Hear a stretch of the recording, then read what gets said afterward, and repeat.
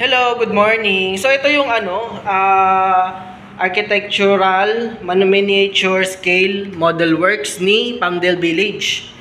So yan, napansin ko lang dito, ito yung kabuuan ng unit.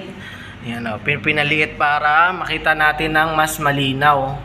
So nandito ngayon sa sa office ni Apex Homes dito sa Candelaria. So yan, di ba ang ganda? So ito yung available yung pag corner lot, ito yung ganito, may space kayo sa gilid. Kapag naman inner lot, so itong dalawa na to, ito yan yung inner lot. Tapos ito is, ang nandito is corner lot ulit. So possible kapag may karugtong pa na bahay yan, magiging end lot na tong isa na to. So ito yung kanyang harapan, ito yung makikita nyo. Ayan, meron kayong extra space po sa harapan yan. Nasa 1.5 meters. So may muhon naman dyan. Makikita nyo hanggang doon lang kayo. So hindi kayo lalagpas sa gutter dyan. And then ayan yung door nyo. Tapos yung bintana nyo, taas at baba meron. Tapos dito sa bandang taas, makikita nyo yung bubong. So yan, kulay-pula yung bubong nyan. And then anong tawag dito? Yung makabagong bubong na hindi na siya yung lumang model na paggagawa ng bubong, guys.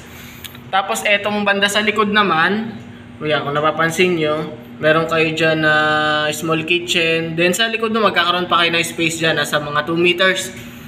For service area nyo, pwede nyo gawing laundry area, or kaya kapag may mga event kayo or may mga bisita kayo, pwede dyan. So malawak-lawak pa yun, pwede nyo i-maximize yun kapag na-turnover na sa inyo yung unit. And then dito naman sa bandang gilid, ito yung makikita nyo dito yung loob. Yung loob ng bahay. So ayan, sa taas, umpisa natin dito sa taas, guys. Ito yung dalawang bedroom to eh. Ito yung master's bedroom, ito naman yung parang may double deck dito. Ayan, tapos may mga cabinet dyan banda. So ito. May study table, malawak din yung yung hagdan nyo, and then yung daanan pa, yung mga daanan papunta sa room, malawak din. Ayan, di ba? Tapos ito yung yung sa first floor naman. Ayan, guys. Ayan, sa pababa ng hagdan, meron kayo sa ibaba ng hagdan, nandun yung bathroom. Tapos sa may kitchen din kayo, service area, dining area, tsaka living area. So magkasama na. So sample lang naman to, guys, pero depende pa naman sa inyo. Kung meron kayong mas magandang idea na gagawin sa bahay nyo kapag na-turnover na, is pwede yun. Ito is pinapakita lang kung ano yung pwedeng gawin sa unit nyo kapag na-turnover na.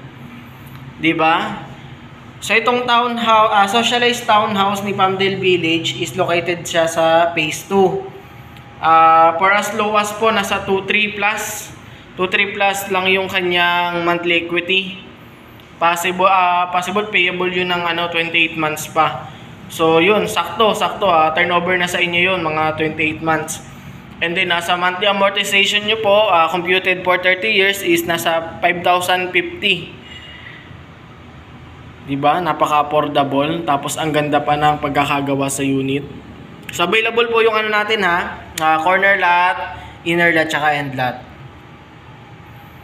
Ang ganda ng miniature Tapos yan, kung wala siyang parking, guys, so possible, pwede dyan sa tapat ng bahay nyo, kung sakaling wala namang nakapark dyan, pwede naman kayo mag-park dyan sa may tapat nyo lang.